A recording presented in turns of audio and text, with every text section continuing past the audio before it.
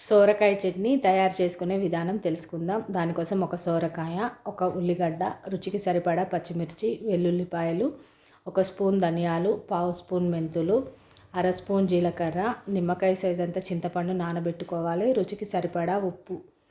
Stove వెలిగించుకొని stove పై pan పెట్టుకొని దానిలో ఆయిల్ వేసుకొని ఆయిల్ వేడయ్యాక కట్ చేసి పెట్టుకున్న ఉల్లిగడ్డ ముక్కలు, ధనియాలు, మెంతులు, జీలకర్ర, పచ్చిమిర్చి కూడా దానిలోనే వేసుకొని బాగా వేయించుకోవాలి.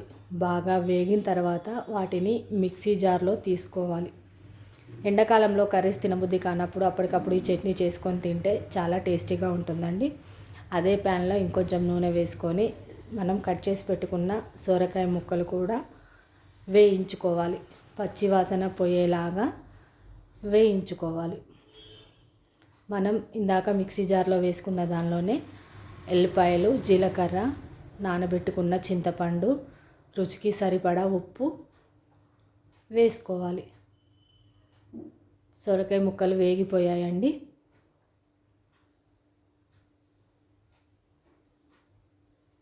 దాన్ని పక్కన పెట్టుకోవాలి. చల్లారాక మిక్సీ పట్టుకోవాలి. అదే స్టవ్ పైన ఇంకొక గిన్నె పెట్టుకొని కొంచెం ఆయిల్ వేసుకొని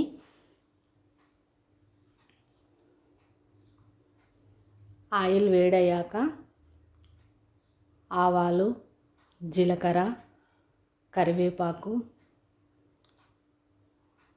ఎల్లిపాయలు వేసుకొని పోపు బాగా వేయించుకోవాలి. వేగిన పోపులో ఒక చిన్న స్పూన్ పసుపు వేసుకొని పోపు పక్కన పెట్టుకోవాలి. సొరకాయ ముక్కలు చల్లారిపోయాయండి.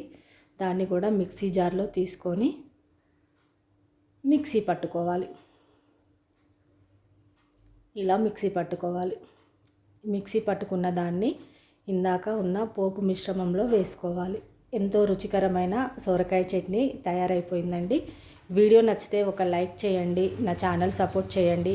కొత్తగా చూస్తున్న వాళ్ళు ఎవరైనా ఉంటే ఛానల్ సబ్స్క్రైబ్ చేసుకోండి. Okay, bye friends.